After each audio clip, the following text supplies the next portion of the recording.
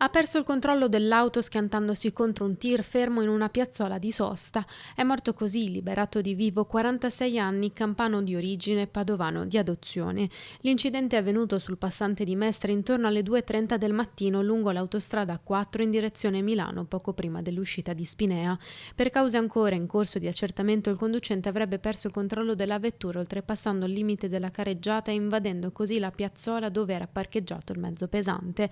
L'auto si è incastrata sotto il tir e l'impatto è stato devastante. Per il 46enne non c'è stato nulla da fare. Sul posto sono intervenuti i sanitari del SUEM 118, gli ausiliari di concessioni autostradali venete e gli agenti della Polizia Stradale di Venezia. Tra le ipotesi al vaglio degli investigatori un malore o un colpo di sonno che potrebbero aver causato la perdita di controllo del veicolo.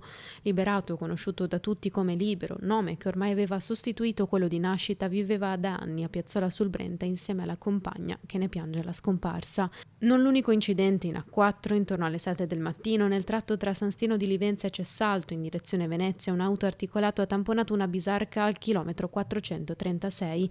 Il conducente del mezzo pesante è rimasto gravemente ferito, ma è sempre rimasto cosciente.